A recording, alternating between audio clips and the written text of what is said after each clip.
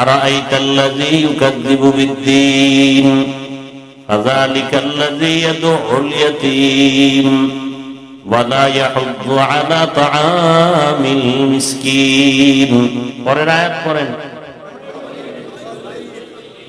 ফাওয়াইলুল লিল মুসাল্লিন, ওয়াইল নামক জাহান্নাম মুসল্লিদের জন্য। এই মুসল্লি আর বংশগত মুসল্লি, আমাদের দেশে মুসল্লি বংশ আছে না, ওই মুসল্লি না, নামাজ পড়ে যে মুসল্লি, এদের জন্য কোন জাহান্নাম? ওয়াইল, জাহান্নামের কয়েকটা স্তর আছে, মারাত্মক একটা স্তরের নাম ওয়াইল। ওয়াইলুল লিকুল্লি হুমাযাতিল লুমাযা, যারা মানুষের গীবত করে, দোষগুলো পেছনে বলে, তাদের জন্য ওয়াইল নামক জাহান্নাম। আবার একজনের দোষ নাই, বানায় বানায় শুধু দোষ চাপায় দেয়, অপবাদ, এরা ওয়াইল নামক জাহান্নামী। ওয়াইলুন ইয়াওমাইযিল লিল মুকাদ্দিবিন, যারা মিথ্যাবাদী তাদের জন্য ওয়াইল নামক জাহান্নাম। ওয়াইলুল লিল মুতাফফিফিন, যারা ব্যবসা করতে গিয়া মাপে কম বেশি করে তাদের জন্য ওয়াইল নামক জাহান্নাম। ওয়াইল জাহান্নাম মারাত্মক এক স্তরের নাম। সাহাবায়ে কেরামদের নিয়ে নবী বসে আছেন, হঠাৎ করে একটা বিকট আওয়াজ হলো। সাহাবায়ে কেরাম ভয় পেয়ে গেছেন, এত বিকট আওয়াজ। নবীজি বলেন ৭০ বছর আগে একটা পাথর নিক্ষেপ করা হয়েছে জাহান্নামে। কয় বছর আগে? এই পাথরটা জাহান্নামের তলায় যাইতে ৭০ বছর লাগছে। ৭০ বছর লাগায় জাহান্নামের তলে পাথর যাইতেই রইছে, যাইতেই রইল, মাত্র গিয়ে পড়ল। মারাত্মক জাহান্নাম, ওয়াইল নামক জাহান্নাম মুসল্লিদের জন্য। এবার নামাজ তো আমরা পড়ি, কোন নামাজ পড়ি? ওয়াইলের নামাজ পড়ি না জান্নাতি নামাজ পড়ি? আল্লাহ ভালো জানেন, আর আপনি আমি জানি। আপনি বলবেন যে কি পড়ি না পড়ি, তো আল্লাহ ভালো জানেন। আপনি জানেন না কি নামাজ পড়ছেন? আপনার অন্তর সাক্ষী দেয় না যে নামাজটা যেভাবে পড়া উচিত ওভাবে পড়ি নাই? আপনার অন্তর বলে নামাজটা নামাজের মতো হয় নাই, তো আল্লাহ কি বলবে? হইছে? কোনদিনও বলবেন। নামাজ যার যত ভালো তার আমল তত ভালো। নামাজ যার যত সুন্দর তার আখলাক সুন্দর, তার লেনদেন সুন্দর, তার ব্যবসা সুন্দর, তার চাকরির অবস্থা সুন্দর, তার ওয়াদা সুন্দর। নামাজে যার ভেজাল তার পুরো জীবনটাই ভেজাল। যত বড় পীর হোক না কেন, যত বড় শাইখুল হাদিস হোক না কেন, যত বড় পাগড়িওয়ালা হোক, যদি তার আমলে ভেজাল থাকে, এক জবাব, তার আসলে মূলত নামাজে ভেজাল। কিতে ভেজাল? নামাজ।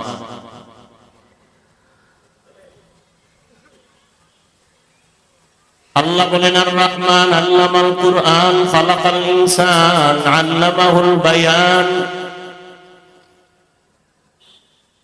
তরজমাটা বলছি, ভূমিকায় ২-৩ মিনিট একটু কথা বলে মূল ২-১টা কথা বলেই দোয়া করে দিবেন। দুনিয়াতে আল্লাহ মানুষ সৃষ্টি করেছেন এবং এই মানুষকে সৃষ্টির শ্রেষ্ঠ মর্যাদা দিয়েছেন। মানুষের মতো দামি কোনো প্রাণী আল্লাহ বানান না। নূরের সৃষ্টি শ্রেষ্ঠ না, আগুনের সৃষ্টি শ্রেষ্ঠ না, একমাত্র মাটির সৃষ্টি মানুষ। ঘোষণা কার? মানুষ বানাইয়া শ্রেষ্ঠত্ব দিছেন না বানানোর আগেই? আগেই। মানুষ যেন দুনিয়াতে গিয়া নিজেদের বরাত্ম, সম্মান, শ্রেষ্ঠত্ব ধরে রাখতে পারে, এজন্য আল্লাহ ২টা ব্যবস্থা দিয়েছেন। কয় ব্যবস্থা? এক ব্যবস্থার নাম ব্যক্তি, আর এক ব্যবস্থার নাম কিতাব। ব্যক্তিও লাগবে, কিতাবও লাগবে। সমস্ত ব্যক্তিদের মধ্যে শ্রেষ্ঠ ব্যক্তি রাহমাতুল লিল আলামিন। সমস্ত কিতাবের মধ্যে শ্রেষ্ঠ কিতাব কুরআনুল কারীম। এই দুটোটা আসছে কোথায় জানেননি? মক্কা নগরীতে।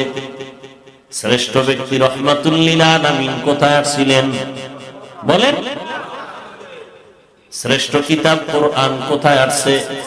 মক্কায় কেমন অবস্থায়, যেই সময় মক্কার মানুষের মতো লম্পট চরিত্রহীন দুনিয়ার আর কোথাও ছিল না। মক্কার মানুষ এত খারাপ, সারা দুনিয়ার অন্য কোথাও এদের মতো চরিত্রহীন লম্পট আর জমিনে কোথাও নাই। এটা কেমন কথা? এলাকার মানুষ দুষ্টামি করে, গান বাজায়, মাইকে গান বাজায়, কিন্তু তুলনামূলক মসজিদ যেখানে আছে এর পাশের মানুষগুলো একটু অন্যদের তুলনায় একটু হিসাব করে চলে না। পৃথিবীর মধ্যে শ্রেষ্ঠ ঘর তো বাইতুল্লাহ। অন্য দুনিয়ার অন্য জায়গার মানুষ চূড়ান্ত খারাপ হলেও মক্কার পাশের মানুষগুলো তো একটু কম খারাপ হবে। কিন্তু ইতিহাস দুনিয়ার জমিনের মধ্যে ওই সময় মক্কার মানুষ এতটাই খারাপ, অন্য কোথাও এত পরিমাণ খারাপ মানুষ আর ছিল না। অথচ বাইতুল্লাহ তো এই মসজিদের মতো না, যেই বাইতুল্লাহর দিকে তাকাইলেই সওয়াব, খালি দেখবে সওয়াব। হাজী সাহেব হজের সফরে গিয়া আল্লাহর ঘর বাইতুল্লাহর দিকে প্রথম নজর দেওয়া মাত্র যা চাইবে সাথে সাথে আল্লাহ তা কবুল করে ফেলবেন। বাইতুল্লাহ প্রথম নজর দেওয়া মাত্র যা চাইবে আল্লাহ সাথে সাথে তাই কবুল করবে। এ বাইতুল্লাহর বৈশিষ্ট্য।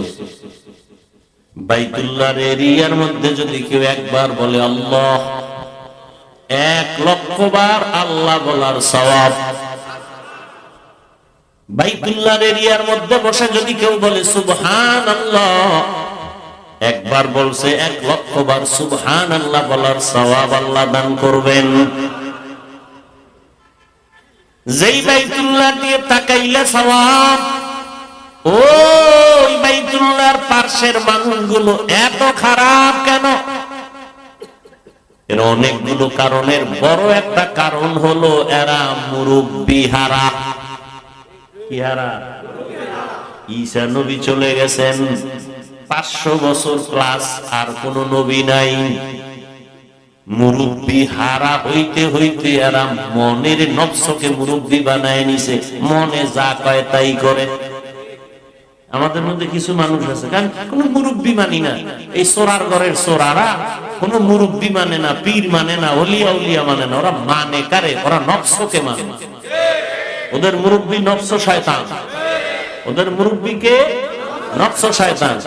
এই নষ্টগুলো প্রত্যেকটা কাজে ক্ষেত্রে নষ্টামি করে। কেন? ওদেরকে ডিরেকশন দেয়, পরিচালনা করে নফস শয়তান। যে কোনো আল্লাহওয়ালা মানে না, অটোমেটিক শয়তান তার মুরব্বি হয়ে তাকে পরামর্শ দেয়।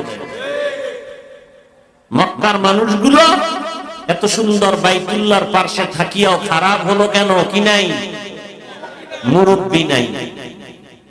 আর যারা মুজ বড় কইরা, দাড়ি খাটো কইরা চাপাবাজি করে, আমরা কোনো ওলিয়া উলিয়া মানি না, আমি বলি ওরা কোরআন মানে না, ওরা বুখারী শরীফ মানে না, ওরা ভণ্ড।